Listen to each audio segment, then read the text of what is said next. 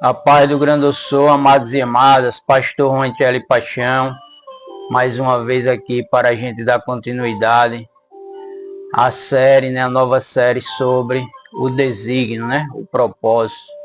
E hoje, continuando a quarta parte. Então, como sempre, compartilhe essa live, compartilhe essa mensagem, se inscreva no canal, dê o seu like, semeie, a palavra de Deus com outras pessoas também, que necessitam, não só eu, não só nós necessitamos, mas milhões de pessoas, milhares de pessoas necessitam ouvir a voz de Deus através da nossa vida, que nós somos canais de bênção na vida de outras pessoas, somos instrumentos, somos vasos de honra na mão do olheiro, que é o Senhor Jesus. E continuando a quarta parte da nova série, o desígnio, você terá sucesso apenas quando seu desígnio tornar-se uma obsessão. Focar em um objetivo atrai a sua concretização. Quando você dedicar sua atenção, seu tempo e seu esforço total ao cumprimento do seu desígnio, experimentará um fluir de favores e milagres, como tem escrito. O que tem a capacidade de prender a sua atenção exerce domínio sobre você. Jesus repreendeu aqueles que tentaram desviá-lo de seu foco, de sua obsessão de completar o desejo do Pai. Mas ele, ou seja, Cristo, virando-se e olhando para os seus discípulos, repreendeu a Pedro, dizendo: retira-te diante de mim, Satanás, porque não compreende as coisas que são de Deus, mas as que são dos homens. Marcos capítulo 8, o verso 33. O apóstolo Paulo estava obcecado com seu desígnio. Isso explica seu destacado sucesso perante inimigos, adversários e mesmo amigos que não entendiam. Isso explica o que ele escreveu em sua carta aos Filipenses. Mas uma coisa faço, e é que, esquecendo-me das coisas que atrás ficam e avançando para as que estão diante de mim, prossigo para o alvo, pelo prêmio da soberana vocação de Deus em Cristo Jesus. Filipenses capítulo 3, verso 13 e 14. Paulo deixou para trás feridas antigas, fracassos e memórias ruins. Obviamente, tinha uma visão de outras coisas diante dele. O apóstolo Paulo entendeu as 5 chaves para desenvolver uma obsessão por seu desígnio. Primeiro, recuse qualquer impedimento ou distração em relação ao seu desígnio. Deixemos todo o embaraço e o pecado que tão de perto nos rodeia e corramos com paciência a carreira que nos está proposta. Hebreus capítulo 12, o verso 1. 2. Seja implacável em abolir qualquer projeto que não esteja ligado ao seu desígnio. Quando instruiu Timóteo, ninguém que milita se embaraça com o negócio desta vida, a fim de agradar aquele que o alistou para a guerra. 2 Timóteo capítulo 2 e o verso 4. 3. Aprimore-se continuamente em seu desígnio. Paulo aconselhou Timóteo: procura apresentar-te a Deus aprovado, como obreiro que não tem de que se envergonhar, que maneja bem a palavra da verdade. Então tem que estar o quê? Aprovado por Deus. Tem que procurar estar aprovado e ser um obreiro que não se envolve com coisas inúteis e que também sabe manejar a palavra da verdade, a palavra de Deus, de Gênesis a Apocalipse e Apocalipse a Gênesis, que está em 2 Timóteo capítulo 2 e o verso 15. 4. Evite conversas que não são relacionadas com o seu desígnio, mas evita os falatórios profanos, porque produzirão maior impiedade, e rejeita as questões loucas e sem instrução, sabendo que produzem contendas. 2 Timóteo capítulo 2, verso 16 e o verso 23. 5. Aprenda a desligar-se de relacionamentos que não alimentem sua dependência da presença de Deus e sua obsessão de completar o desígnio do Pai para a sua vida. Mas se alguém não obedecer a nossa palavra, por esta carta, notai o tal e não vos mistureis com ele, para que se envergonhe. 2 Tessalonicenses, capítulo 3, e o verso 14. Satanás tem medo da conclusão do desígnio de Deus para você. Cada ato de obediência pode destruir 1000 planos satânicos. Contarei uma experiência e creio que você se identificará com ela, porque tenho certeza de que isso acontecerá com você, se já não aconteceu. Que aqui é um exemplo, um testemunho de um profeta de Deus, de um homem de Deus, de um pregador, de um pastor de Deus, como eu também estou a serviço do reino de Deus.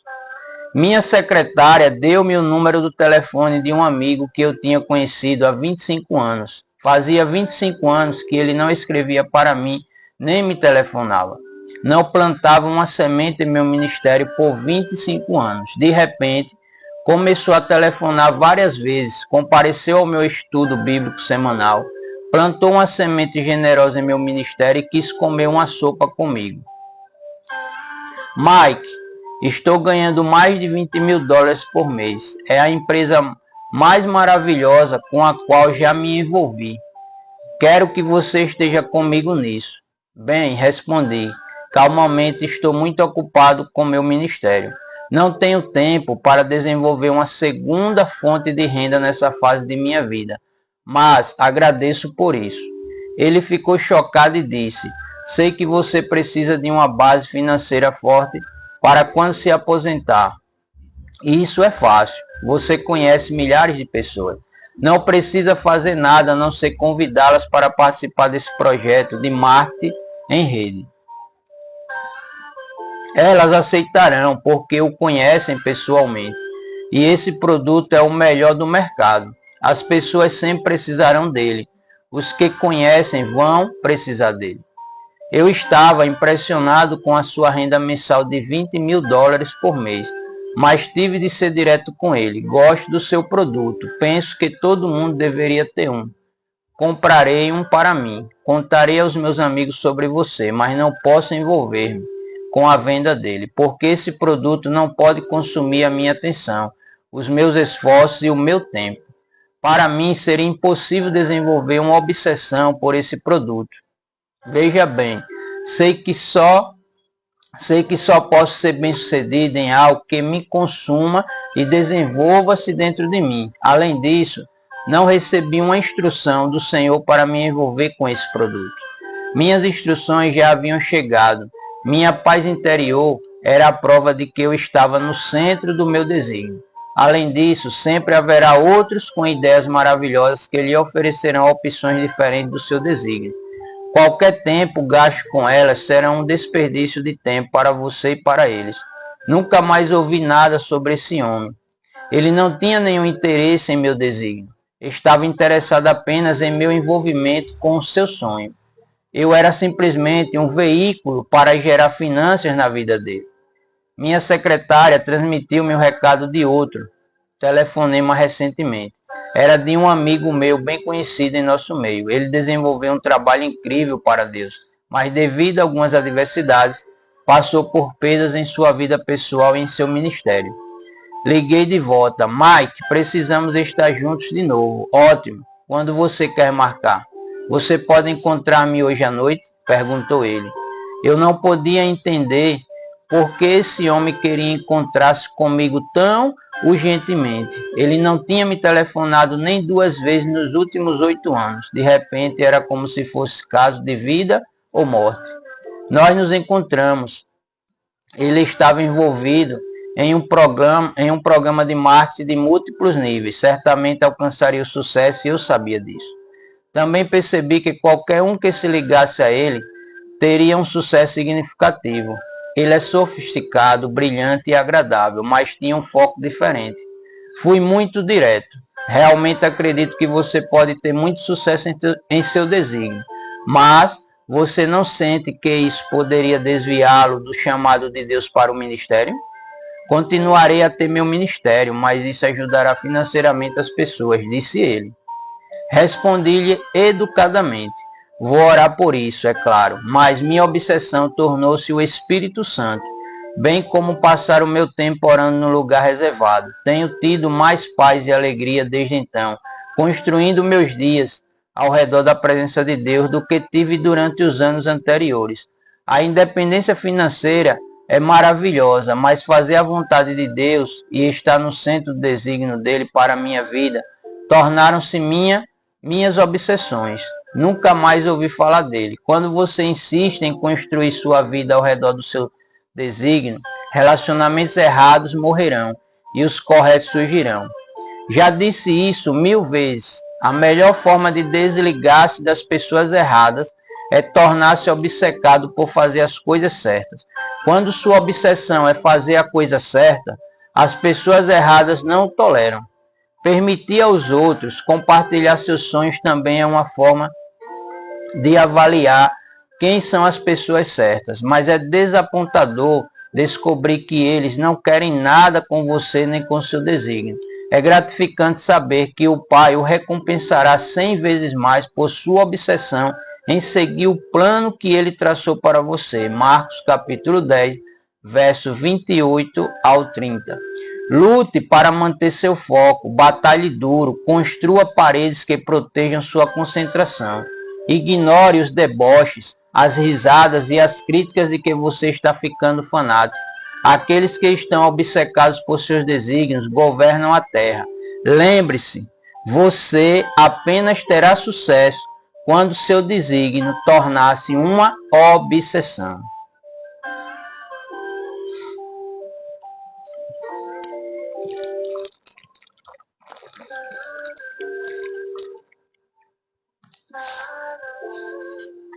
Seu desígnio requer planejamento. O planejamento muitas vezes é desgastante. Não gosto de planejamento. Parece que leva embora a espontaneidade da vida. Sou bastante criativo. Meus amigos sabem que gosto de agir repentinamente. Contudo, penso muito tempo nas coisas antes de fazê-las. Gosto de mantê-las em minha mente. É difícil, entediante e trabalhoso colocar meus pensamentos no papel e permitir que meus conselheiros analisem, avaliem e até mesmo critiquem minhas metas. Entretanto, uma das características mais comuns dos campeões é pensar à frente. Recentemente li que os presidentes de 200 empresas investiam a primeira hora de seu dia no planejamento cuidadoso das 24 horas daquele dia. Nunca conheci ninguém pessoalmente que tenha gasto esse tempo planejando e cuidadosamente. Nunca conhecia ninguém pessoalmente que tenha gasto esse tempo planejando cuidadosamente o dia. Essa pessoa escreve seus planos em detalhes no papel. Lee Iacocca, presidente legendário de Chrysler, disse que um dos seus grandes mentores insistia que qualquer ideia que ele tivesse deveria ser escrita em detalhes no papel antes que a levasse a sério. Numa simples conversa, qualquer um pode ser convencido de que um planejamento será bem feito, mas quando você é instigado a transmiti-lo detalhadamente para o papel, observa que aparecem fatos antes escondidos. As verdades são mais facilmente visualizadas. As áreas problemáticas vêm à tona, as fraquezas tornam-se óbvias, qualquer coisa nebulosa fica clara, as questões são respondidas. É por isso que as Escrituras ensinam, escreve a visão e torna bem legível sobre as tábuas que a possa ler, o que correndo passa.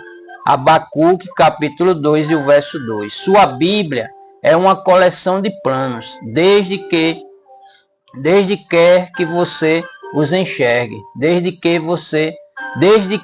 quer que você os enxergue, observe, visualize e medite neles. Ela reúne histórias de campeões que planejaram seu sucesso à frente de seu tempo. Salomão tinha um plano bastante detalhado para o templo. Segundo Crônicas, a gente vê isso em 2 Crônicas, no capítulo 3 e no capítulo 4. Depois, com calma, com paciência, Pegue a sua Bíblia, a Escritura Sagrada de Deus, e leia e medite 2 Crônicas, o capítulo 3 todo e o capítulo 4 todo. Noé tinha um plano para construir a arca, Gênesis capítulo 6, do verso 14 ao 16. Moisés tinha um plano para edificar o tabernáculo, Êxodo capítulo 36 ao capítulo 40. Deus tinha planos detalhados em relação às ofertas, sacrifícios das pessoas, Levítico capítulo 1, do capítulo 1 até o 9. Quatro vantagens de fazer um planejamento. Primeiro, planejar elimina desgaste nos momentos difíceis de sua vida.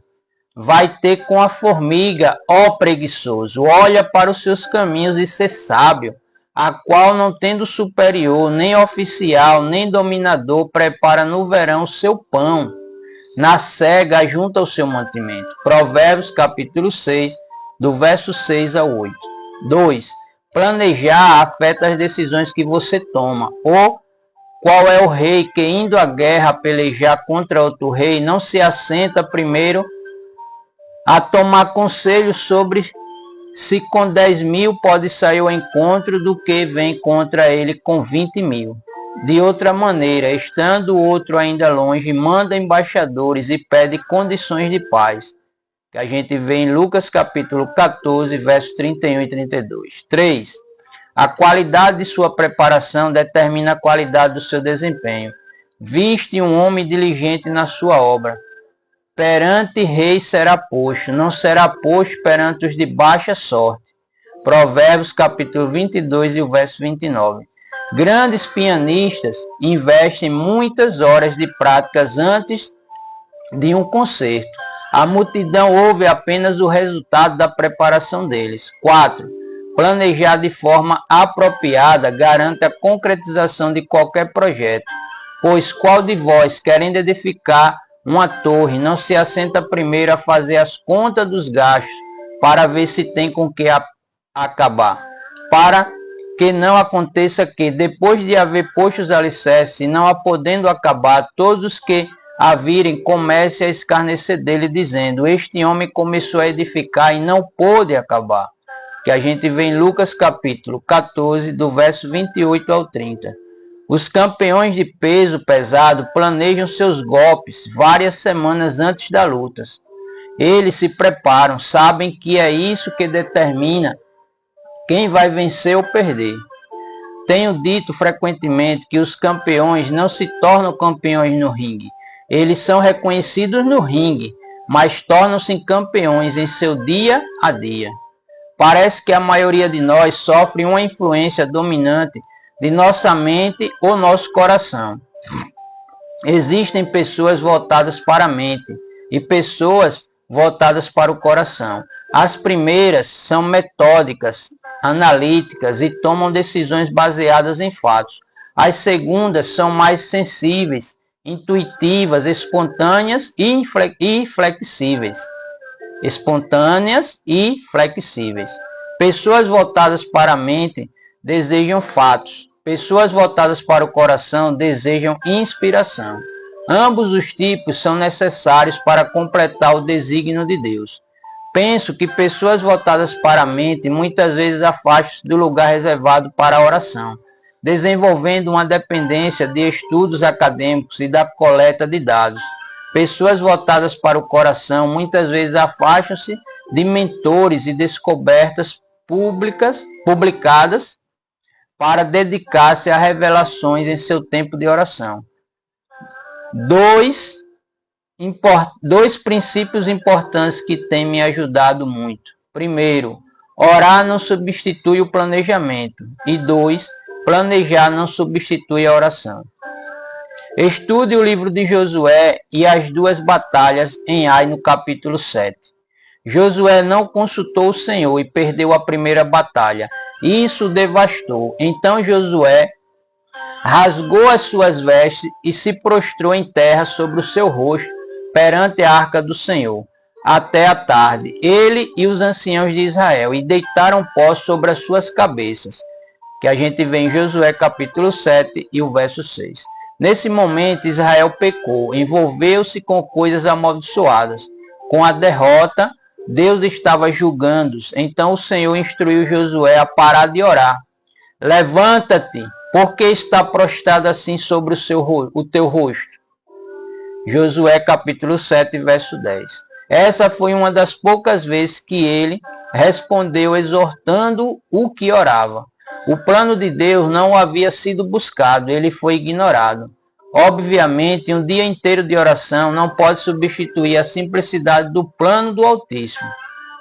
Eis que o obedecer é melhor do que o sacrificar, e o atender melhor do que a gordura de carneiros. 1 Samuel capítulo 15, verso 22. Eu vou repetir. Que palavra maravilhosa e tremenda. Eis que o obedecer é melhor do que o sacrificar, e o atender melhor é do que a gordura de carneiros. 1 Samuel, capítulo 15, o verso 22. Após o pecado ter sido revelado e punido, Deus falou novamente, dessa vez Josué estava ouvindo. O Senhor dos Exércitos prometeu vitória, mas reforçou a importância de seguir um plano. Farás, pois, a Ai e a seu rei, como fizeste a Jericó e a seu rei, salvo que para vós saquearei os seus despojos e o seu gado. Põe emboscadas a cidade por trás dela. Josué capítulo 8 e o verso 2. Conforme os próximos versículos revelam, Josué pôs em prática um plano meticuloso e venceu a segunda batalha em Ai. Orar não substitui seu planejamento. Orar revelou o plano de Deus. 7 chaves mais importantes no planejamento. Primeiro, peça a Deus sabedoria, como a gente vê em Tiago, capítulo 1, verso 5, que diz que aquele que é falta de sabedoria, peça a Deus que ele dá de graça e não passa na nossa face. 2. Estruture um planejamento diário, um sistema de controle do tempo. Você pode utilizar agendas ou buscar a recomendação de um material similar de alguém que você admira. 3. Mantenha seu planejamento à mão e consulte-o com frequência. Utilizar um planejamento é bastante difícil no começo e pode até parecer que isso está atrasando suas tarefas. No entanto, ele é uma ferramenta valiosa e necessária para ganhos de longo prazo. 4. Escreva em detalhes. 5. Siga diariamente. 6. Desenvolva uma imagem minuciosa da conclusão de seu objetivo. E 7. Seja flexível e prepare-se para o inesperado, adaptando o seu plano de acordo com a situação. Leva um breve instante para recebermos um comando de Deus. Leva a vida inteira para recebermos o plano de Deus.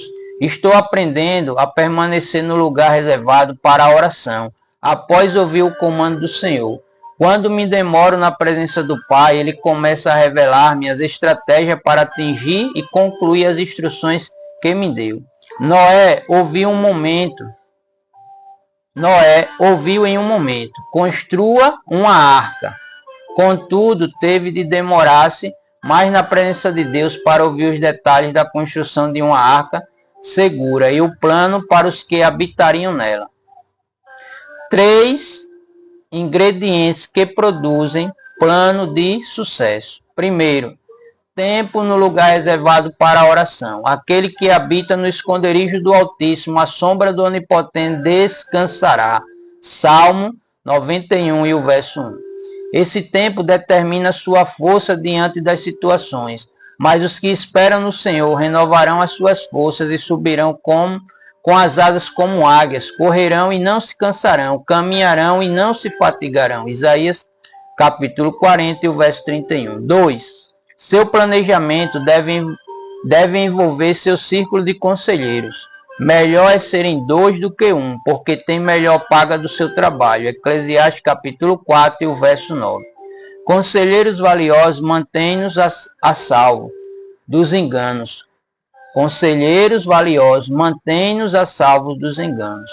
Não havendo sábia direção, o povo cai, mas na multidão de conselheiros há segurança. Provérbios capítulo 11 e o verso 14. Davi, embora fosse sábio, utilizava-se da capacidade mental e unção das pessoas. Dos filhos de Isacar, destros nas ciências dos tempos, para saber o que Israel devia fazer. 200 de seus chefes e todos os seus irmãos que seguiam a sua palavra, que a gente vê em 1 Crônicas, capítulo 12 e o verso 32. 3. Seu planejamento deve envolver a consulta constante ao que guia sua vida, o Espírito Santo.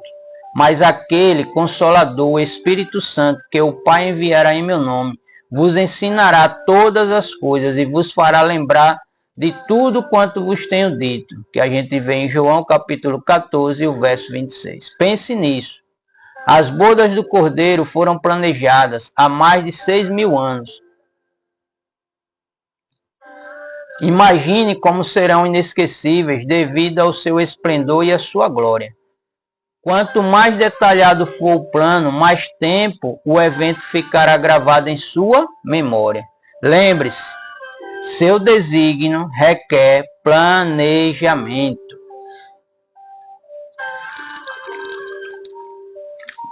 E glórias a Deus e glórias a Jesus.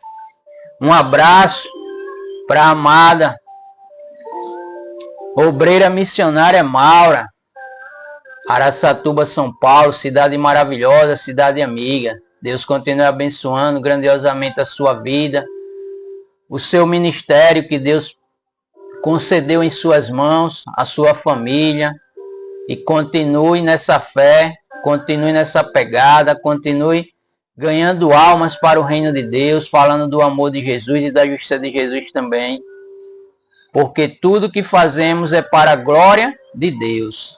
E continuando, seu desígnio será revelado progressivamente. Seu quebra-cabeça é revelado peça por peça. Você não receberá o entendimento do seu desígnio por inteiro, numa só revelação de Deus. Ele está interessado em um relacionamento que demanda uma troca contínua com Ele. O Pai fornece uma informação a cada dia. Assim, pois, a palavra do Senhor lhe será mandamento sobre mandamento, mandamento e mais mandamento, regra sobre regra, regra e mais regra, um pouco aqui e um pouco ali. Isaías capítulo 28 e o verso 13. Cada dia virá com novas dicas sobre o seu desígnio. Filipe recebeu instruções do Espírito Santo aos poucos. Primeiro, o anjo do Senhor falou a Filipe dizendo: levanta-te e vai para a banda do sul, ao caminho que desce de Jerusalém para Gaza, que está deserto. Atos capítulo 8, verso 26. Então ele foi.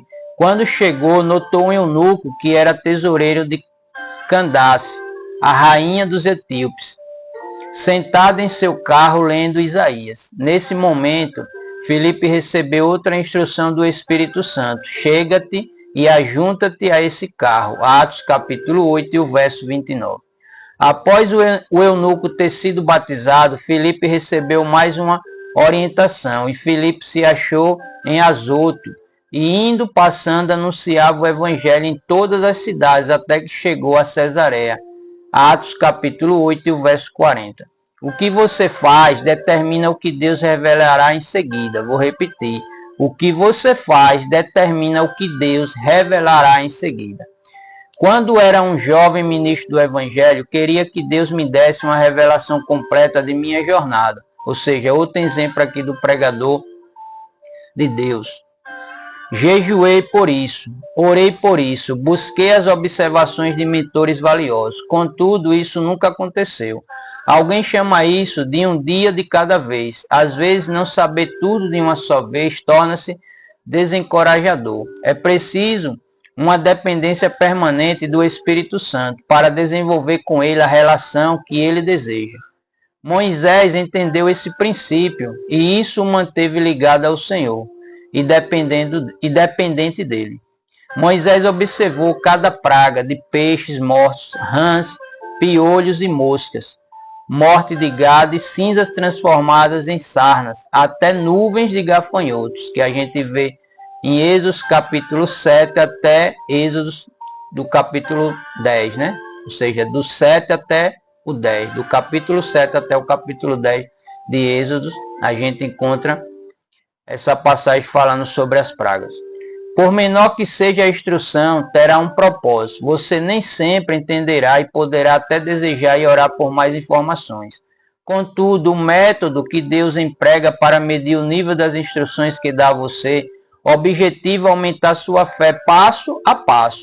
É similar à metodologia utilizada por um treinador de levantadores de peso. Ele pacientemente prepara um jovem que começa levantando 5 quilos e evolui até levantar 150 quilos. Se ele iniciar o treinamento com o peso final, o jovem se sentirá desmoralizado, desencorajado e deprimido. Certamente desistirá, mas o treinador incute em seu aluno energia e expectativas suficientes para aumentar a força e a confiança deste. Lembre-se dessa chave de sabedoria. Você pode ir para qualquer lugar que deseja, desde que esteja disposto a dar pequenos passos. Vou repetir. Você pode ir a qualquer lugar que deseja, desde que esteja disposto a dar pequenos passos. As instruções são temporárias. Foi por isso que Deus usou a nuvem e a coluna de fogo para guiar Moisés, que tua nuvem está sobre eles e que vais adiante deles numa coluna de nuvem de dia e numa coluna de fogo de noite, que a gente vê em Números 14, o verso 14. Receber instruções do Espírito Santo. Lembra-me muito a coleta de maná dos israelitas. Cada manhã demandava uma nova busca. Somente no sexto dia Deus provia mais, para armazenarem para o sábado. Deus queria que eles mantivessem uma atitude contínua de dependência dele e de gratidão. O Senhor desejava que o povo dependesse totalmente de sua presença e tivesse consciência da importância dela. Toda manhã você precisa estar no lugar reservado para a oração, a fim de obter novas instruções para aquele dia. Em minha vida tem sido impossível acumular várias instruções para os anos seguintes. Deus requer uma busca contínua. O que você faz primeiro determina o que Deus fará depois. Quando você completa a primeira instrução dada por ele, torna-se qualificado para receber a segunda. Mas buscai primeiro o reino de Deus e a sua justiça, e todas essas coisas vos serão acrescentadas, que a gente vê em Mateus 6,33.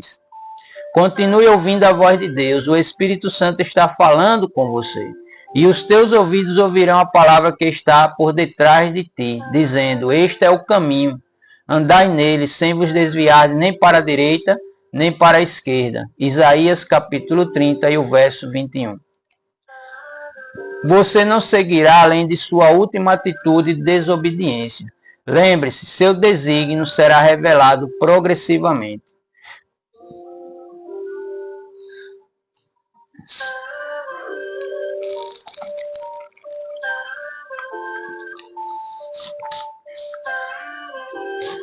Os intercessores podem determinar o resultado de seu desígnio. Deus sempre responde à busca. A intercessão é a busca de Deus. Fico entusiasmado com o despertar do corpo de Cristo para a vida de oração, para o lugar de oração.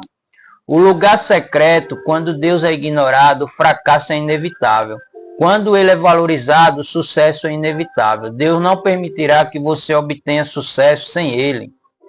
Reveja 7 exemplos de campeões que entenderam o poder da intercessão, orando juntos por milagres. Primeiro, Pedro era um poderoso intercessor, um poderoso homem de Deus. Tinha andado ao lado de Jesus por 3 anos e meio, experimentando fracassos e restaurações. Pedro possuía a revelação que poucos homens tinham. E Jesus respondendo disse-lhe, bem-aventurado és tu, Simão Bajonas, porque não foi carne e sangue que tu revelou, mas meu Pai que está nos céus. Pois também eu te digo que és Pedro, e sobre esta pedra edificarei a minha igreja, e as portas do inferno não prevalecerão contra ela. E eu te darei as chaves dos reinos dos céus, e tudo que ligares na terra será ligado nos céus, e tudo que desligares na terra será desligado nos céus. Que a gente vê em Mateus capítulo 16, do verso 17 a 19. Ainda assim Pedro foi mantido na prisão. Ele precisou de intercessores, precisou dos outros. Observe o que está escrito em Atos, capítulo 12, o verso 5. Pedro, pois, era guardado na prisão,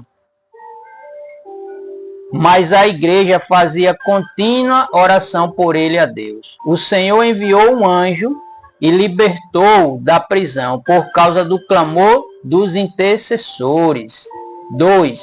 O profeta Samuel foi um intercessor. Ele fez uma declaração poderosa. E quanto a mim, longe de mim, que eu peque contra o Senhor, deixando de orar por vós. 1 Samuel, capítulo 12, o verso 23. Ele sentiu que a falta de oração era um pecado. A oração é a única prova de nossa humildade, de que reconhecemos nossa necessidade de Deus. 3. O apóstolo Paulo acreditava na intercessão, orando por outros. Paulo tinha uma mente brilhante. Ele conhecia as Escrituras e possuía uma revelação importante. Ainda assim escreveu a respeito de sua vida de oração e intercessão ao seu protegido, Timóteo. Dou graças a Deus, a quem desde os meus antepassados sirvo com uma consciência pura, porque sem cessar faço memória de ti nas minhas orações, noite e dia. 2 Timóteo, capítulo 1 e o verso 3. 4. Jesus orou a noite toda. E aconteceu que, naqueles dias, subiu ao monte a orar e passou a noite em oração a Deus. Lucas, capítulo 6 e o verso 12. Quando você observa o contexto desse versículo, vê que ele estava sob grande tensão. No dia seguinte, escolheria seus 12 discípulos. Então, Jesus investiu horas em intercessão durante temporadas de batalha e momentos de tomada de decisão. 5. Jesus está intercedendo por você no céu, pois é Cristo quem morreu, ou antes, quem ressuscitou dentre os mortos, o qual está à direita de Deus e também intercede por nós, que a gente vê em Romanos capítulo 8 e o verso 34. 6. O Espírito Santo está intercedendo por você na terra. E da mesma maneira também o Espírito ajuda as nossas fraquezas, porque não sabemos o que havemos de pedir como convém. Mas o mesmo Espírito intercede por nós com gemidos inexprimíveis. E aquele que examina os corações sabe qual é a intenção do Espírito. E é ele que, segundo Deus, intercede pelos santos. Que a gente vê em Romanos capítulo 8, verso 26 e o verso 27. E 7. O desígnio de Pedro foi protegido pelas orações de Jesus. Disse também o Senhor: Simão, Simão, eis que Satanás vos pediu para vos cirandar como trigo. Mas eu roguei por ti, para que a tua fé não desfaleça, e tu, quando te converteres, confirma teus irmãos. Lucas, capítulo 22, o verso 31 e 32. Quando lemos esses versículos, percebemos claramente que Jesus conhecia bem o inimigo de Pedro. Ainda assim, acreditava que seu apóstolo não falharia por causa das orações que fazia por ele. O Senhor esperava que sua intercessão produzisse uma colheita. Pedro fortaleceria seus irmãos por causa de suas próprias orações atendidas. 8 chaves de sabedoria sobre a intercessão. Primeiro, beleza, talento e favor não são suficientes para alcançar o sucesso em seu desígnio. Esté sabia disso. Ela era a mais bela mulher nas 127 províncias, mas ainda assim não dependia de sua beleza física para obter as respostas de que necessitava. Esté pediu que fizessem um jejum por ela. Vai e ajunta todos os judeus que se acharem em Suzã, e jejuai por mim, e não comais nem bebais por 3 dias, nem de dia nem de noite. E eu e as minhas moças também assim jejuaremos. E assim irei ter com o rei, ainda que não é segundo a lei, e perecendo pereço. Esté, capítulo 4, verso 16. Isso aí a gente vê no livro de Esté, no capítulo 4 e o verso 16. 2. A intercessão proporcionará o que os relacionamentos não podem proporcionar. Esté não dependia de sua relação com o rei para ter sucesso em seu desígnio. Ela sabia que precisava da intervenção sobrenatural de Deus. 3. A intercessão não substitui o trabalho e a produtividade. Ao contrário, faz com que seus esforços sejam ainda mais eficazes. Quando Esther pediu um jejum, não era apenas para esquivar-se de encarar o rei. Sua intercessão serviu para liberar o favor do rei, por causa do trabalho que ela desempenhava. Esther ligou-se com Deus, esperando que ele fosse à sua frente e tornasse os esforços dela produtivos. 4. A intercessão não é um convite ao sedentarismo e à preguiça, nem à falta de envolvimento. Ela é a segurança do envolvimento de Deus em sua vida. 5. Nunca ore por qualquer coisa de que você duvide. Se eu não estiver baseado nas Escrituras para fazer um pedido, recuo-me a orar por ele. Isso mantém as minhas orações puras, precisas e de acordo com o desejo de Deus. 6. Aprenda a respeitar os intercessores que Deus ligou à sua vida. Também vos digo que, se 2 de vós concordarem na terra acerca de qualquer coisa que pedirem, isso lhes será feito por meu Pai que está nos céus. Mateus capítulo 18, o verso 19. Levo pedidos de oração muito a sério. A maioria das pessoas não acredita de verdade em intercessão, nem em que as orações realmente funcionam. Mandei milhares de formulários de pedidos de oração para amigos e parentes e ainda assim recebi somente uma pequena fração deles. Isso indica que eles alcançaram pleno sucesso em sua vida e não precisam de oração? Claro que não. Simplesmente não acreditam que as orações de um homem de Deus possam funcionar. Contudo, a oração feita por um justo pode muito em seus efeitos, que a gente vê no livro de Tiago, capítulo 5, e o verso 16. 7. Mantenha seus círculos de intercessores informados. Até Deus quer que você exponha suas necessidades a Ele, antes que Ele se envolva. Não estejais inquietos por coisa alguma. Antes, as vossas petições sejam em tudo conhecidas diante de Deus. Peça oração e súplicas com ação de graças. Filipenses capítulo 4 e o verso 6. Tiago instruiu-nos. Está alguém entre vós doente? Chame os presbíteros da igreja e orem sobre ele, ungindo com azeite em nome do Senhor. E a oração da fé salvará o doente, e o Senhor o levantará. E se houver cometido pecado, ser-lhe-ão perdoados. Tiago capítulo 5, verso 14 e o verso 15. E 8. Quando você ora segundo a vontade de Deus, confiança e fé vêm facilmente. Isso é importante. Sua fé é fundamental para obter a resposta de que necessita. E esta é a confiança que temos nele, que se pedirmos alguma coisa segundo a sua vontade, ele nos ouve. E se sabemos que nos ouve em tudo que pedimos, sabemos que alcançamos as petições que lhe fizemos.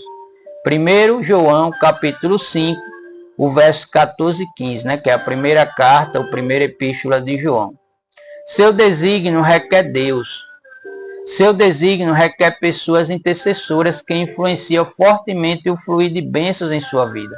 Quando você acreditar verdadeiramente na intercessão, melhor dizendo, verá resultados fantásticos que jamais experimentou em sua vida.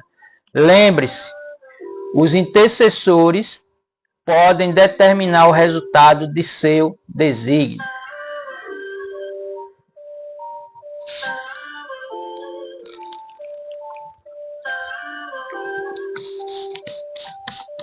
Alguém que o observa pode ajudá-lo grandemente em seu desígnio. Suas batalhas e seus esforços estão sendo notados. Alguém está avaliando cuidadosamente seu processo, suas buscas e seu potencial. Você pode não saber quem é essa pessoa. Talvez ainda não a tenha encontrado. Você ficaria estupefato se soubesse quem está discutindo seu desígnio com grande favorecimento e apreciação. Isso é muito importante. Sua postura consistente está atraindo atenção. Sua habilidade em permanecer focada está funcionando como um imã. Alguém que o observa agora está pensando em entrar em sua vida, com bênçãos, influenciando positivamente e dando-lhe suporte. Em breve você terá acesso às habilidades, aos conhecimentos e ao círculo de amizades dessa pessoa. Viste um homem diligente na sua obra. Perante reis será posto, não será posto perante os de baixa sorte. Provérbios capítulo 22 e o verso 29. Existem pessoas perguntando sobre você. Sua resistência está sendo admirada, sua integridade está sendo mencionada em conversas que o deixariam muito animado. Quando essas pessoas entrarem em sua vida, você atingirá em um dia o que levaria um ano sozinho para atingir. Alguém está observando cuidadosamente sua produtividade e atitude com seu chefe. Isso aconteceu com Ruth.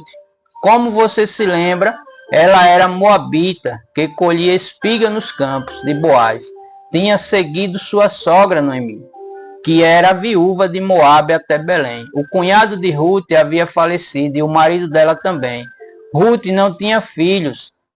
Ela era uma mulher solitária, leal e focada em seu objetivo, determinada a conseguir comida para que junto com sua sogra pudessem sobreviver. Alguém reparou nela. Boaz, o fazendeiro rico, foi ao campo para avaliar a colheita e viu Ruth. Depois disse Boaz a seu moço que estava posto sobre os segadores: de quem é essa moça? E respondeu o moço que estava posto sobre os segadores e disse: esta é a moça moabita, que votou com Noemi dos campos de Moabe. Disse-me ela: deixa-me colher espigas e ajuntá-las entre as gavelas após os segadores. Assim ela veio e desde pela manhã está aqui até agora, a não ser um pouco que esteve sentada em casa, que a gente vê no livro de Ruth, capítulo 2, do verso 5 ao 7. Os ricos preocupam-se com genealogias. Boaz aproximou-se de Ruth. Ele explicou que daria proteção a ela, por quanto tempo ela desejasse colher nesse campo. A humildade e o espírito doce de Ruth tinha tocado Boaz. Então ele comentou que sabia quem ela era e quem era Noemi. Afirmou que houve conversa sobre a vida dela. Bem, se me contou quanto fizeste a tua sogra depois da morte de teu marido, e deixaste a teu pai e a tua mãe, e a terra onde renasceste, e vieste para um povo que dantes não conheceste. Ruth, capítulo 2, o verso 11. A ousadia é uma qualidade que todo campeão admira. Preste atenção. Você não tem ideia de quantas pessoas estão progredindo porque são grandemente abençoadas por outras pessoas. Toda semente boa que você plantou está crescendo e dando frutos. Todo o tempo que você investiu na restauração e cura dos outros, inevitavelmente produzirá uma colheita. Seus sacrifícios não serão em vão. Suas batalhas e dificuldades têm sido notadas e documentadas pelo Senhor da colheita. E não nos cansemos de fazer o bem, porque a seu tempo ceifaremos e se não houvermos desfalecidos. Que a gente vê em Gálatas capítulo 6 e o verso 9. Glória a Deus, mais uma pessoa aqui na live, assistindo essa live, participando, né? Além da obreira missionária Maura, também está aqui a amada Eunice Barbosa da Silva. A paz do Grande do Sul, amada Eunice. Jesus é com a senhora, com sua casa, com a sua família. Continue crendo, confiando no poder de Deus, porque Ele é com a senhora, Ele tem guardado a sua vida, Ele tem cuidado nos mínimos detalhes da vida da senhora, da vida do seu filho, do seu marido, enfim, da sua família. Então, continue na fé, continue buscando verdadeiramente, sinceramente, o nosso Senhor Jesus, o nosso Deus, crendo no agir dele, na sua vida e na vida da sua casa e da sua família. É outra amada também, né, de Araçatuba, cidade maravilhosa, né? A Eunice, a cidade amiga, glória a Jesus. E continuando, o cenário então se desdobra quando Boaz convida Ruth a juntar-se aos servos dele na hora da refeição. Ela é autorizada a sentar-se entre os segadores. Boaz instruiu seus empregados a deixar um punhado a mais de trigo para ela, segundo o que consta em Levítico capítulo 19, o verso 9 e o verso 10. Os ricos foram instruídos a deixar as espigas de seus campos para os pobres e estrangeiros, para a sobrevivência destes. Contudo, Boaz decidiu deixar espigas em abundância para ela. Esse tipo de bênção sempre ocorre na vida daqueles que estão obcecados por seu desígnio. Deus vai à sua frente, ele põe no coração dos outros um desejo de ajudar você, de orientá-lo e de possibilitar que você complete seu desígnio. Ele é simplesmente o Todo-Poderoso. O Senhor é justo no meio dela, ou seja, da cidade. Ele não comete iniquidade. Cada manhã traz o seu juízo à luz. Nunca falta, mas o perverso não conhece a vergonha. Que a gente vê em Sofonias, o livro do profeta Sofonias, capítulo 3 e o verso 5. Então, alguém está sempre avaliando a maneira como você resolve os problemas. Uma das histórias mais intrigantes da Bíblia diz respeito a Rebeca, a filha mais nova e virgem de Betuel. Ela foi ao poço encher o seu jarro de água. Nesse mesmo tempo, o servo mais velho do rico Abraão tinha sido designado a encontrar uma esposa para Isaque, o filho de Abraão. Este havia orado por ela, havia pedido a Deus para confirmar a noiva que junto com Isaque herdaria sua incrível fortuna. Seu pedido foi incomum, queria que a mulher oferecesse água voluntariamente para matar a sede de seu servo e de todos os seus camelos, que tinham percorrido uma longa jornada. Imagine isso. Imagine a difícil tarefa de dar água com apenas um jarro a uma caravana de camelos. Abraão procurava para seu filho uma mulher zelosa, observadora e carinhosa. Ela não poderia ser nem um pouco preguiçosa para estar ligada a Abraão e Isaque, pois eles eram empreendedores. Homens ricos não toleram o que homens pobres tolerariam. Isso aconteceu, e acabando ela de lhe dar de beber, disse: tirarei também a água para os teus camelos, até que acabem de beber. E apressou-se e vazou seu cântaro na pia, e correu outra vez ao poço para tirar água, e tirou para todos os seus camelos, que a gente vê no início, né, em Gênesis, no livro de Gênesis, capítulo 24, verso 19 e o verso 20. Mulheres incomuns fazem coisas incomuns. Rebeca deixou seus afazeres de lado naquele dia, quando viu um viajante cansado e sedento. Ela não quis que o homem tomasse conta dela, mas quis tomar conta dele. Não desejou ser servida, desejou servir, que é o nosso papel.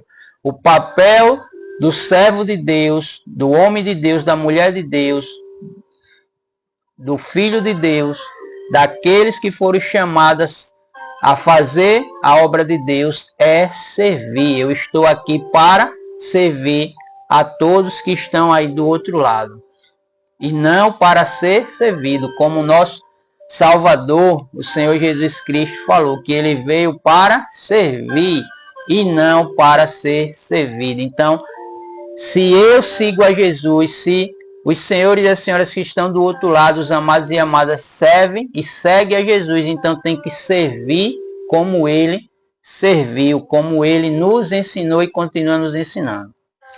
Continuando, não quis alguém para tornar sua vida mais fácil, quis, porém, fazer a vida de outra pessoa mais fácil. Rebeca não esperou que lhe pedissem. Ela perguntou, honrou a solicitação do homem cansado e fez isso no momento no mesmo instante, pois era diligente. Na Bíblia está escrito que ela apressou-se e correu outra vez ao poço para tirar a água e tirou para todos os seus camelos. Gênesis capítulo 24 e o verso 20. Ela era completa, Rebeca. Servos notam servos. Servos de qualidade discernem um serviço de qualidade. Servos incomuns reconhecem um serviço incomum. Esse homem era o servo preferido de Abraão. Era confiável, diligente e cuidadoso. Sua integridade qualificou-o para selecionar a mulher que herdaria toda a fortuna de Abraão e Isaac. Então, esse homem fez perguntas a Rebeca sobre a família dela. Perguntou se era possível passar a noite ali. A hospitalidade da moça fluiu como um rio. Disse-lhe mais, também temos palha e muito pasto e lugar para passar a noite. Gênesis capítulo 24 e o verso 25. Pessoas grandiosas são sempre gentis. Conclusão, ela foi escolhida e casou com Isaac. Tornou-se a mãe de Jacó e a avó de José. Agora você entende de onde José recebeu sua capacidade de zelo e habilidade de tomar conta dos negócios dos outros? Ou seja, saiu a sua mãe, a Rebeca, né, o José, zeloso, cuidadoso, né? Alguém está observando cuidadosamente suas reações em relação às adversidades e dificuldades. Isso aconteceu com Paulo, quando naufragou na ilha de Malta. Ele tinha juntado um punhado de gravetos para fazer uma fogueira. Assim que a acendeu, uma cobra saiu do meio dela e mordeu sua mão, ficando pendurada. E os bárbaros, vendo-lhe a víbora pendurada na mão, diziam uns aos outros, certamente este homem é homicida, visto como escapando do mar, a justiça não o deixa viver. Atos capítulo 28, verso 4. Mas Paulo jogou a serpente no fogo e não sofreu mal algum. A unção e a autoridade que o apóstolo tinha salvaram. Os bárbaros então mudaram de ideia e disseram que ele era um Deus, que a gente vê em Atos capítulo 28 e o verso 6. As vitórias falam por si mesmas.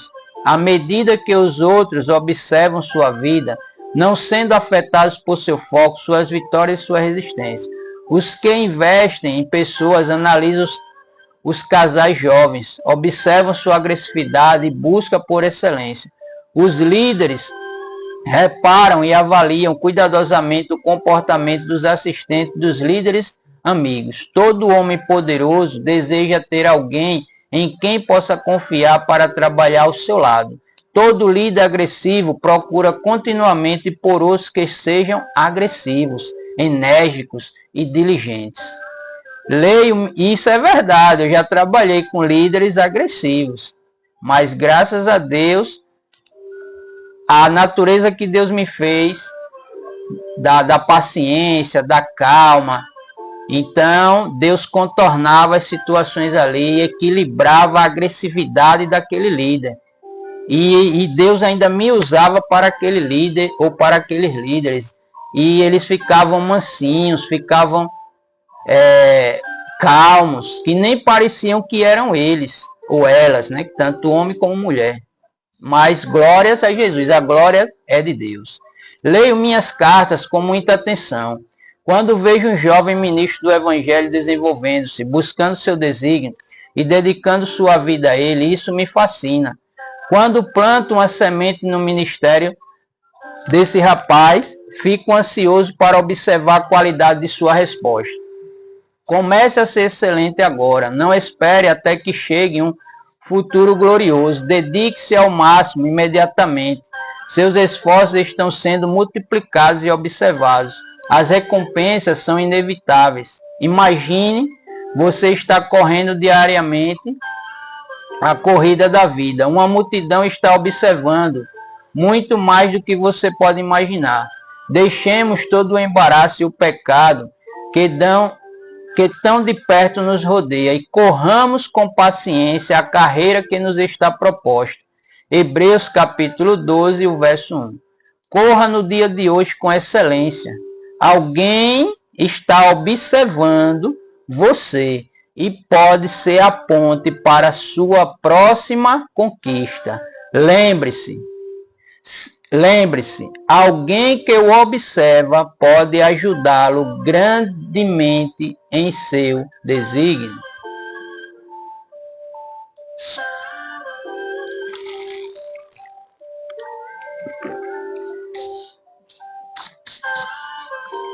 Seu desígnio pode depender da confiança incomum e completa em um homem ou uma mulher de Deus. Você tem de confiar em alguém. É verdade que não pode ser em qualquer um. Certamente não pode confiar em todo mundo todos os dias. Mas quando Deus decide abençoá-lo, Ele coloca alguém próximo a você com uma instrução, um encorajamento ou uma advertência que influenciará sobremaneira sua vida. A habilidade dessa pessoa em usar a palavra de Deus para abençoar você pode determinar seu sucesso ou seu fracasso. A pessoa em quem você confiará decidirá seu futuro. Deixe-me explicar. Deus usa o princípio da autoridade continuamente em sua vida. Foi por isso que o apóstolo Paulo encorajou as crianças a obedecerem a seus pais, os empregados a honrarem seu patrão e os cristãos a honrarem o servo fiel que Deus colocar em sua vida. Um dos princípios mais poderosos, valioso como ouro é: crede no Senhor. Olha que palavra maravilhosa e tremenda. Receba. Guarde essa palavra e pratique-a também. Crede no Senhor, vosso Deus, e estareis seguros. Então a nossa segurança está em quem? No Senhor. Mas para a gente ter essa segurança, temos que crer no Senhor. E estareis o que? Seguros. Crede nos seus profetas e prosperareis. Então temos que crer em Deus para a gente estar seguro. Mas também tem que crer nos profetas dele, que são enviados por ele para prosperar. Não nos falsos profetas, os profetas de Deus. Porque o profeta que é de Deus, tudo que sai da boca dele acontece. Por quê? Porque não vem de mim, vem da palavra de Deus, do próprio verbo que se fez carne, o Senhor Jesus. Então, não tem como não acontecer na vida daquela pessoa. Mas para isso tem que o quê? Que crer no Senhor.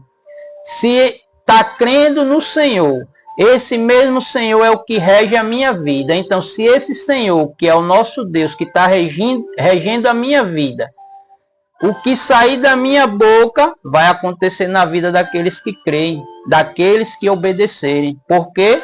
Porque está escrito. Vou repetir. Crede no Senhor, vosso Deus, e estareis seguro.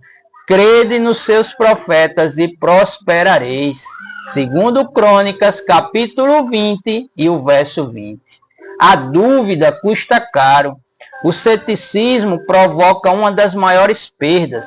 A incredulidade resulta em desastre tão rapidamente quanto a fé produz milagres. Milhões de pecadores perdem uma vida incrível em Cristo porque se recusam a confiar nas palavras de um homem de Deus. Para muitos, o evangelho é bobagem, porque a palavra da cruz é loucura para os que perecem. Mas para nós que somos salvos, é o poder de Deus. Aprove a Deus salvar os crentes pela loucura da pregação. 1 Coríntios, capítulo 1, verso 18 e o verso 21. Deus frequentemente envolve os tesouros dele com embalagem. Deus frequentemente envolve os tesouros dele com embalagem de estopa. O homem que Deus escolhe usar pode não ser intelectual, articulado ou habilidoso. Pode ser inocente, inculto e até mesmo esquisito. João Batista não tinha uma aparência muito agradável para os padrões de sua época. Contudo, aqueles que criam nas palavras de Deus dita por esse profeta alcançavam níveis mais elevados de poder e mudavam para sempre. O apóstolo Paulo não impressionava todos. Ele escreveu aos Coríntios: e eu, irmãos, quando fui ter convosco, anunciando-vos o testemunho de Deus, não fui com sublimidade de palavras ou de sabedoria. E eu estive convosco em fraqueza e em temor e em grande tremor. A minha palavra e a minha pregação não constituíram em palavras persuasivas de sabedoria humana, mas em demonstração do Espírito e de poder, para que a vossa fé não se apoiasse em sabedoria dos homens, mas no poder de Deus. 1 Coríntios capítulo 2, verso 1 e do verso 3 ao 5. Sua independência financeira pode depender da sua disposição em acreditar em um homem de Deus. A provisão que você precisa pode requerer obediência total a uma instrução de um homem de Deus. Isso aconteceu com a viúva de Sarepta. Ela estava desolada e falida. Seu filho estava morrendo de fome. Essa mulher estava prestes a fazer sua última refeição. Elias bateu na porta da casa daquela mulher com uma instrução quase inacreditável. A instrução? Dá a ele uma refeição antes mesmo que o filho dela comesse. A instrução de um homem de Deus raramente será lógica. Você pode agir de acordo com a lógica humana sozinho, sem necessitar da ajuda de um servo do Altíssimo. Mas você raramente fará algo ilógico sem que um homem de Deus mexa com a sua fé. Em algum lugar, em algum momento, será imprescindível um homem de Deus para transportá-lo da cova de lógica onde você se encontra para o palácio da sua fé. Elias o fez. E Elias lhe disse: não temas, vai, faze conforme a tua palavra. Porém, faz disso primeiro para mim um bolo pequeno e traze-mo para fora. Depois farás para ti e para teu filho. Porque assim diz o Senhor Deus de Israel: a farinha da panela não se acabará, e o azeite da botija não faltará, até o dia em que o Senhor der chuva sobre a terra. 1 Reis, capítulo 17, o verso 13 e o 14. Sua reação a um homem de Deus determina a reação de Deus para com você. Isso é muito importante. Quando um servo do Senhor der uma instrução a você, haverá um julgamento ou uma recompensa que a sua obediência produzirá. Esse homem não instruirá para mostrar que tem autoridade, tampouco para obter recursos para si. A orientação dele será uma saída para a crise que você estará enfrentando, uma porta de entrada para uma colheita milagrosa. Sua obediência determinará sua recompensa. Vou repetir. Sua obediência e a minha obediência determinará a sua e a minha recompensa. A viúva de Sarepta obedeceu. A chave de ouro para o seu sucesso é ser sempre obediente a uma instrução de Deus. E foi ela e fez conforme a palavra de Elias. E assim comeu ela e ele e a sua casa muitos dias. Da panela a farinha se não acabou, e da botija o azeite não faltou. Conforme a palavra do Senhor, que falava pelo ministério de Elias. 1 Reis, capítulo 17, o verso 15 e o verso 16. Leia 1 Reis, capítulo 17, cuidadosamente, aí onde você estiver. De manhã, de tarde, de noite, de madrugada, não sei o horário. Aí fica a critério de cada um. Mas pegue a Bíblia, abra a Bíblia e leia cuidadosamente o 1 Reis, capítulo 17, ou seja, o capítulo todo de 1 Reis 17. O capítulo é o 17. Você não achará uma única referência provando que a viúva reconheceu ou ouviu a voz de Deus diretamente. O profeta ouviu. Ela ouviu o profeta. Deus falou com ele. Elias simplesmente transmitiu a mensagem à mulher. A sequência foi honrada por Deus. Quando o homem recusa-se a aceitar uma instrução de alguém enviado por Deus, perde toda a promessa e recompensa que o Pai tinha reservado para ele. Quando Deus quiser abençoá-lo, falará sobre a sua vida com um servo fiel a ele. Quando Deus quiser abençoá-lo, falará sobre sua vida com um servo fiel a ele. Inclusive, Deus me fez lembrar aqui agora. Não é porque a amada irmã em Cristo Jesus, obreira missionária Maura, está aqui não na live. Mesmo que ela não estivesse aqui, eu ia falar o que eu vou falar agora. E tem outra pessoa que também fez parte, mas não está aqui na live. Certa vez, eu na igreja, né, Araçatuba, de Araçatuba, São Paulo, essa minha irmã querida e amada, Maura, que está aqui assistindo conosco, essa live, ela não sabia, né, o que eu estava precisando, um exemplo. Como também o obreiro Zezinho também não sabia. E aí o que é que acontece? O Zezinho, o obreiro Zezinho, falou comigo na igreja para eu preencher algo para ele.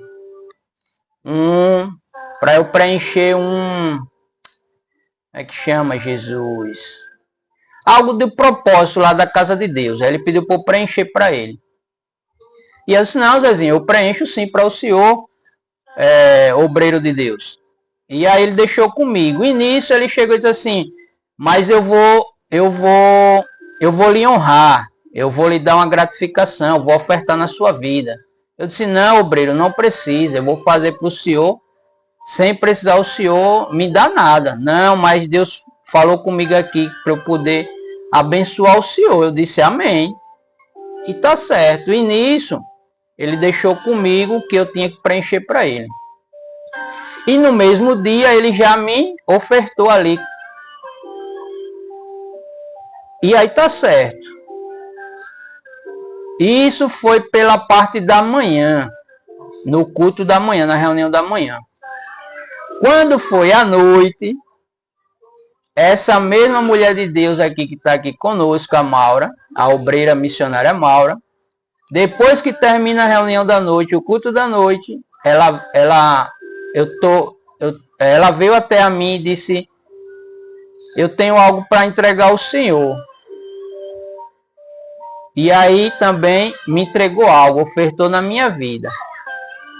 Resumindo, eu tinha uma conta do meu telefone, que meu telefone é a linha, para pagar. Não, o telefone não, eu tinha uma conta para pagar, melhor dizendo, da Riachuelo. Mas eu tenho também o celular, no caso que eu pago a conta, mas na Riachuelo. E aí eu estava necessitando desse dinheiro. E Deus sabia, mas Deus o que? Tocou nessas duas pessoas para o quê? Para me honrar, para me abençoar. O obreiro Zezinho pela manhã e à noite a obreira missionária Maura. E incrível que Deus, o que eles ofertaram na minha vida foi o que eu estava necessitando para poder eu pagar essa conta da Riachuelo. E eu glorifiquei a Deus, agradeci a eles também. E agora, transmitindo essa mensagem para vocês aqui, eu lembrei agora desse testemunho. Então veja que Deus, ele honra aqueles que o honram a ele, aqueles que obedecem a ele. E também, como está aqui na palavra, 2 Crônicas 20:20, crê no Senhor teu Deus, estareis seguro, crê nos seus profetas e prosperareis. Então, Deus me abençoou, Deus me honrou, como também Deus honrou essa viúva em Sarepta. E o mesmo Deus que me honrou essa viúva que está aqui na palavra de Deus, vai honrar vocês que estão aí do outro lado, independente do que seja. Se de repente é uma cura, é uma libertação, é algo financeiro, não sei. Aquilo que vocês pediram a Deus, aquilo que vocês clamaram a Deus, a sua petição, pode ter certeza que será atendida em o nome do Senhor Jesus. E continuando aqui, quando o Senhor quiser evitar o juízo, normalmente enviará alguém com uma advertência. Ele fez isso com os habitantes de Nínive.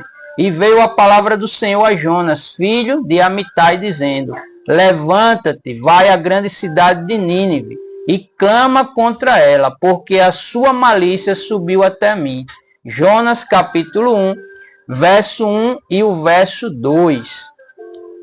Mas Jonas foi desobediente. Sua experiência na Universidade da Semeadura em alto mar é conhecida em todo o mundo.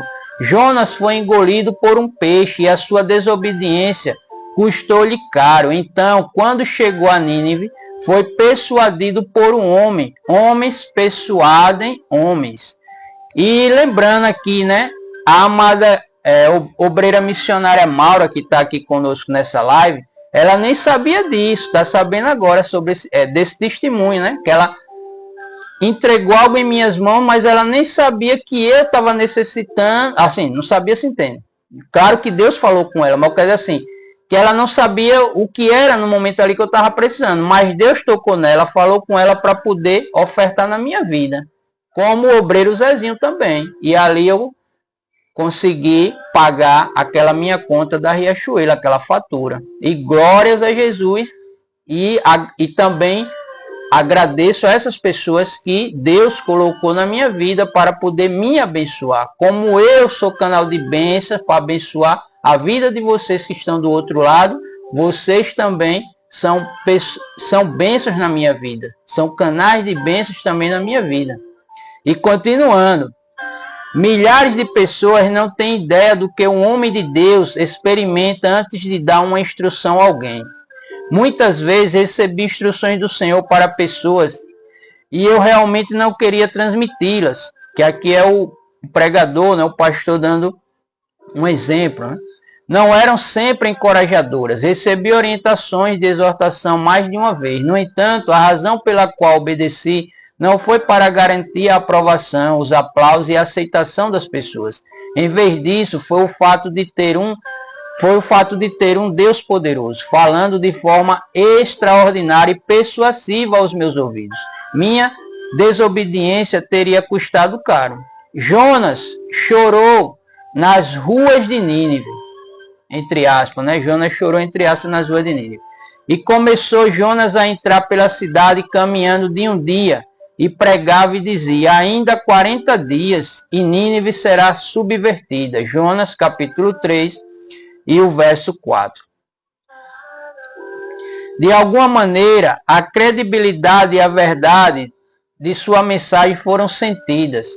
As pessoas arrependeram-se. E os homens de Nínive creram em Deus e proclamaram um jejum e vestiram-se de panos de saco, desde o maior até o menor. Porque esta palavra chegou ao rei de Nínive, e levantou-se do seu trono, e tirou de si as suas vestes, e cobriu-se de pano de saco, e assentou-se sobre a cinza, e fez uma proclamação que se divulgou em Nínive, por mandado do rei e dos seus grandes, dizendo: nem homens, nem animais, nem bois, nem ovelhas, provem coisa alguma, nem se lhes dê pasto, nem bebam água. Mas os homens e os animais estarão cobertos de pano de saco, e clamarão fortemente a Deus, e se converterão cada um do seu mau caminho e da violência que há nas suas mãos.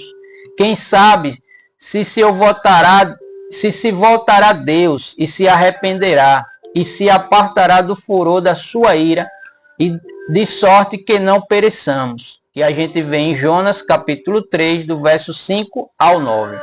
Pense nisso. O rei chorou. As pessoas foram instruídas a parar de alimentar seus animais e rebanhos. Até os animais foram forçados a jejuar. Os líderes de governo ficaram sem comida. Algo sobrenatural acontece quando você decide acreditar em um homem de Deus. Qual foi a recompensa deles por confiar na palavra de Deus anunciada por Jonas? E Deus viu as obras deles, como se converteram do seu mau caminho. E Deus se arrependeu do mal que tinha dito, lhes faria e não o fez. Jonas, capítulo 3, e o verso 10. Tive uma experiência muito incomum que mudou minha vida. Isso aconteceu há alguns anos, durante um culto na Conferência Mundial da Sabedoria. Outro exemplo aqui, o testemunho do pregador. Que eu organizava. Um de meus amigos, um evangelista visitante, aproximou-se de mim e disse: sinto que Deus falou comigo para receber uma oferta para o seu ministério hoje. Bem, transmitirei a você o que quer que Deus me diga para fazer, respondi. Gostei do que ele disse, mas eu achava que deveria ouvir. Deus, tanto quanto qualquer outra pessoa presente, não senti que uma oferta deveria ser recebida naquele momento. Alguns minutos depois, outro evangelista deu-me um bilhete que reiterava que o outro irmão sentia-se impulsionado a receber uma oferta. Ambos sentiam que eram Deus falando e queriam que eu desse ao evangelista o microfone. Eu estava agitado, tinha uma agenda já definida para o horário em que as ofertas seriam recebidas. Minha atitude foi: essa é a minha conferência, ninguém receberá uma oferta a menos que eu a aprove. E saiba que esse é o desejo de Deus. Esse não é o lugar nem a hora para uma oferta. Eu tinha recebido uma oferta naquela manhã e não queria que as pessoas se sentissem incomodadas. Eu não era um novato no ministério. Tinha frequentado púlpitos mais de 16 mil vezes desde o início da minha vida ministerial. Aos 8 anos de idade, falei em minha primeira cruzada com 15 anos. Dediquei-me integralmente ao evangelismo com 19 anos. Já fui a mais de 39 países. Estava um pouco chateado porque outro homem de Deus pressionava-me dessa maneira. Enquanto eu estava falando e preparando-me para dispensar as pessoas para o almoço, esse evangelista veio até mim em frente ao público. Ele estava chorando. Irmão, eu poderia dizer uma palavra? Eu estava frustrado. Aquilo me incomodou profundamente. Eu oro, jejuo e faço todo esforço para ouvir a voz do Espírito Santo. Não estava ouvindo nada de Deus, não sentia nada. De alguma forma acreditava em meu coração que ele estava fora de controle. Contudo, ele era um homem de Deus, eu sabia disso. Seu ministério era aprovado, sua bênção era garantida. Ele passou no teste do tempo, possuía a credencial da perseverança. Era gentil e calmo, mas muito persistente. Então passei-lhe o microfone de forma relutante. Conforme ele começou a falar, lágrimas corriam sobre suas bochechas. Em poucos instantes, meus colegas começaram a sair de seus assentos e a aproximar-se do púlpito com ofertas de fé de $1.000 para o meu ministério. Eles continuaram achegando-se, melhor dizendo. Eles continuaram achegando-se. Permaneci lá, ainda sem sentir nada. Não consegui acreditar. Não posso dizer que senti alegria, porque não senti. Nunca tive uma confirmação. Durante todo o tempo não senti o Espírito Santo falando ao meu coração. As ofertas em dinheiro excederam $100.000.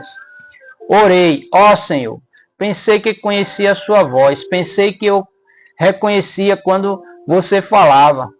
Deus disse a outro homem algo que ele tinha escondido de mim. Isso me afetou. Eu fiquei agitado, embaraçado, intrigado.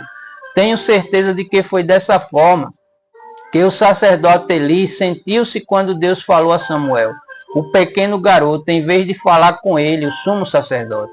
Senti que o momento não era adequado. Tinha meu próprio momento de pedir a oferta. A única razão pela qual finalmente permiti aquilo foi por realmente saber que ele era um homem de Deus. O toque do Senhor estava sobre ele. Não senti nada, não tive visões, sequer uma revelação. Simplesmente confiei no servo que meu pai decidiu usar naquele dia. Deus conta aos outros coisas que ele não me contará. Isso continua a irritar-me, mas aprendi uma lição valiosa. Meu sucesso dependerá da minha habilidade em reconhecer um homem de Deus quando estiver em sua presença. Certa vez estava ministrando na costa leste. Uma unção poderosa veio sobre mim e dei um testemunho pessoal sobre o plantio de ofertas de $58. Deixe-me explicar. Há uns anos eu estava sentado no púlpito em Washington. O pastor estava recebendo os dízimos e as ofertas. Eu havia plantado uma semente de $1.000 mensais naquela igreja nos últimos 12 meses. Enquanto o pastor estava recebendo os dízimos, o Espírito Santo repentinamente perguntou-me: quantos tipos de bênção existem nas Escrituras? Fiz um estudo sobre isso. Em minha pesquisa encontrei 58 tipos diferentes de bênçãos. Isso dependerá da forma como você seleciona as categorias, mas foi isso que contei. Então respondi: existem 58 tipos diferentes de bênçãos na palavra de Deus. Quero que você plante uma semente de $58 como oferta. Escreva a cor da bênção no cheque. Ele me falou que queria que essa semente representasse uma aliança de bênção entre nós. Achei isso ridículo, mas escutei meu coração, pois conheci a voz do Espírito. Obedeci. Alguns momentos depois, ele me instruiu a plantar outra semente para alguém que eu amava e que precisava de um milagre. Obedeci em algumas semanas. Milagres aconteceram em minha vida de forma radical. Então, no culto da manhã de domingo, compartilhei essa experiência. Expliquei que sentia de forma intensa que cada pessoa presente deveria plantar uma semente de $58 na obra do Senhor. Ela seria usada para pagar um horário específico na televisão para a pregação do Evangelho. Muitas pessoas obedeceram à instrução, não porque ouviram a voz de Deus, mas porque acreditaram que um homem de Deus deu a elas uma orientação apropriada e santa. Naquela tarde, um dos homens que visitavam a igreja chamou o pastor. Ele estava irado, era pagão, não seguia o Senhor. Disse que tudo aquilo era uma armação. Quando a pessoa não conhece Deus, é óbvio que não necessariamente reconhecerá um homem de Deus. Quando vive em desobediência diária, é normal continuar desobedecendo quando uma instrução vem de Deus. Naquele culto, outra pastora visitante assinou um cheque como uma oferta de $58. Ela acreditou que o manto de bênçãos seria colocado sobre sua vida porque obedeceu a uma instrução que lhe foi dada. Logo após, um senhor que ela pastoreava faleceu. Quando morreu, deixou para sua pastora uma igreja paga, 2 casas e 27 acres de terra. As bênçãos do Senhor explodiram em sua vida. Ela obedeceu à instrução de um homem de Deus que não era lógica, que estava além da compreensão humana. Essa mulher não comprou, entre aspas, um milagre, simplesmente obedeceu a uma orientação. O homem que criticou perdeu sua colheita. A mulher que obedeceu colheu em abundância. 2 pessoas no mesmo culto com 2 resultados diferentes. Para abençoar você, Deus ungirá um homem ou uma mulher que lhe dará instruções. Pode parecer ilógico e até mesmo ridículo, mas lembra de Naamã. Ele tinha lepra e era um capitão da Síria. Por estar disposto a obedecer à instrução de um profeta para banhar-se no Rio Jordão 7 vezes, sua lepra desapareceu. Acontecerá da mesma forma em sua vida. Quando você conhecer alguém que seja verdadeiramente um homem ou uma mulher de Deus, disponha-se a seguir a sua instrução. Seu destino dependerá de sua decisão. Seu destino, vou repetir, seu destino dependerá de sua decisão. Lembre-se, seu desígnio pode depender da confiança em comum e completa em um homem ou uma mulher de Deus.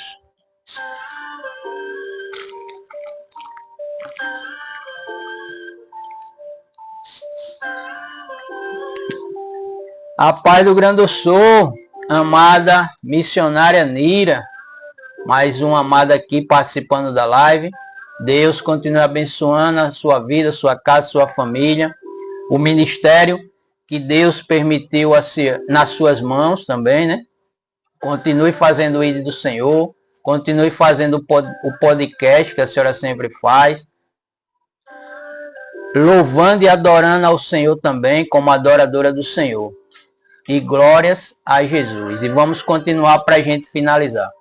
O que o deixa mais indignado provavelmente é um sinal do desígnio de Deus para você. A indignação é uma dica do seu desígnio.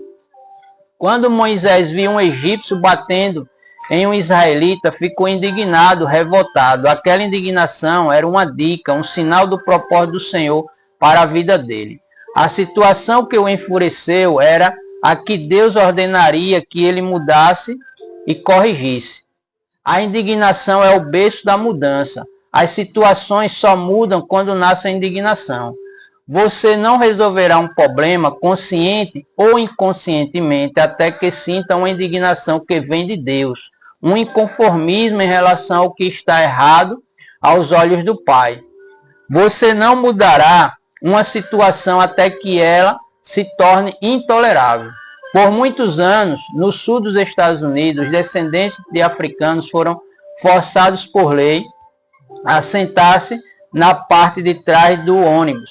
Ainda poderiam estar fazendo isso hoje, não fosse uma mulher corajosa chamada Rosa Parks. Essa senhora negra, trabalhadora, sentou-se em um ônibus em Montgomery, Alabama. Quando o ônibus encheu, ela se recusou a levantar para um homem branco tomar o seu assento. Isso foi o catalisador para uma mudança dramática, apropriada e muito necessária para os Estados Unidos. Esse tipo de coragem merece honra e respeito. O que você conseguir tolerar não poderá mudar. Vou repetir. O que você conseguir tolerar não poderá mudar. O que você se recusar a aceitar, o que o torna louco, o que você se recusar a aceitar, o que o torna louco bastante para tomar uma atitude radical.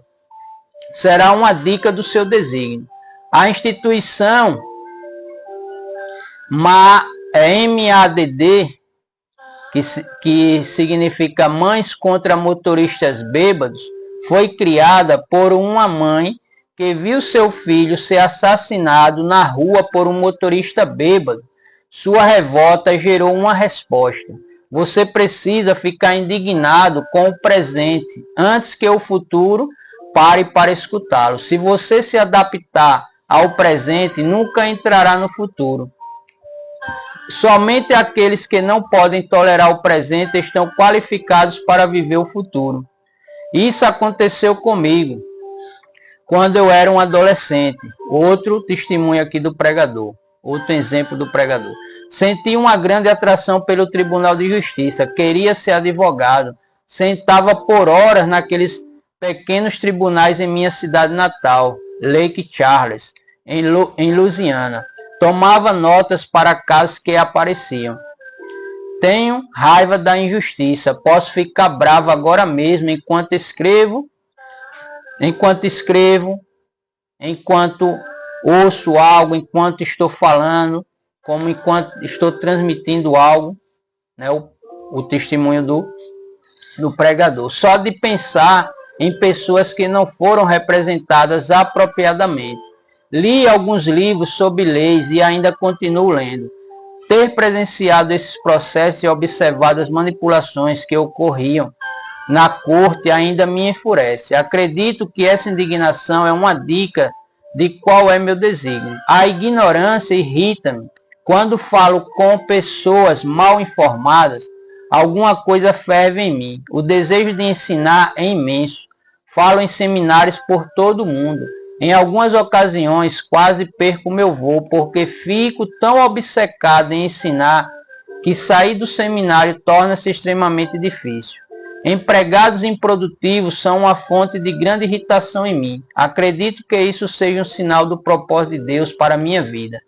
É importante que eu contribua para que as pessoas alcancem seus objetivos, por meio das chaves de sabedoria e dos livros que escrevo. Observe os ministros que ensinam sobre prosperidade. Eles ficam indignados com a pobreza, com a escassez. Ver famílias machucadas, destruídas e devastadas por causa da miséria deixa-os profundamente tristes. Suas mensagens são cheias de vigor e soam quase bravas. Por quê? Destruir a pobreza é um chamado dentro deles. Já ouvi pregadores com unção para a libertação.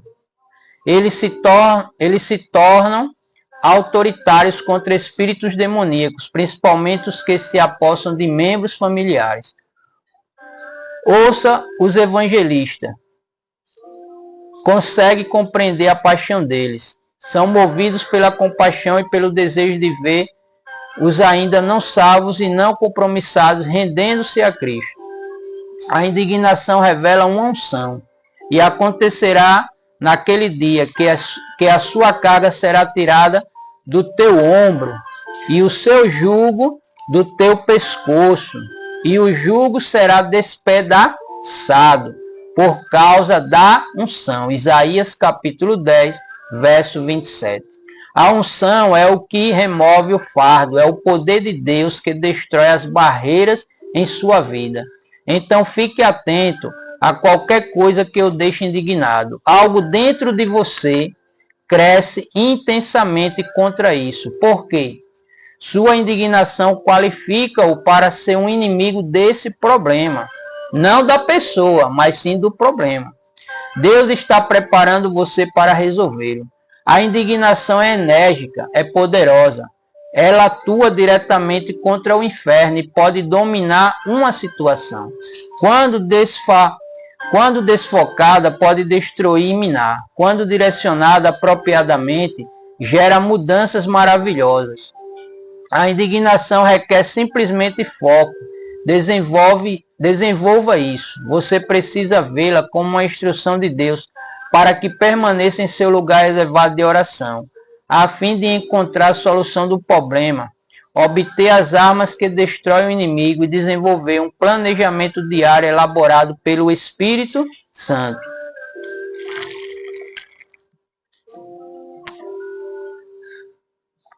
Pessoas indignadas, inconformadas com as injustiças podem mudar dramaticamente sua geração. Lembre-se, o que o deixa mais indignado provavelmente é um sinal do desígnio de Deus para você. E glórias a Jesus. Finalizamos mais esta quarta parte, dessa série, dessa nova série sobre o desígnio, ou seja, o propósito. Quero agradecer a Deus por mais essa oportunidade, glórias ao Senhor Jesus e ao Espírito Santo, por poder estar transmitindo essa palavra, essa mensagem aí para muitas pessoas. E também peço aos amados e amadas que compartilhem essa mensagem, se inscreva no canal, dê o seu like, semeie aquilo que é de edificação para a vida das pessoas, porque já existem muitas pessoas semeando malignidade, semeando fake news, semeando mentiras, semeando tantas ervas daninhas, coisas que não vai edificar nem a vida dele ou dela que está semeando e nem de quem está presenciando, ouvindo, ou vendo aquilo. Então, Deus abençoe a amada obreira missionária Maura, a minha irmã, a amada Eunice Barbosa, e também a amada missionária Nira, e a todos que irão assistir, ouvir essa mensagem que vai estar gravada, vai estar no canal. E é isso. E que Deus continue abençoando grandiosamente a nossa vida, a nossa casa, a nossa família. E aquele abraço do pastor Juan Etiele Paixão, e glórias a Jesus.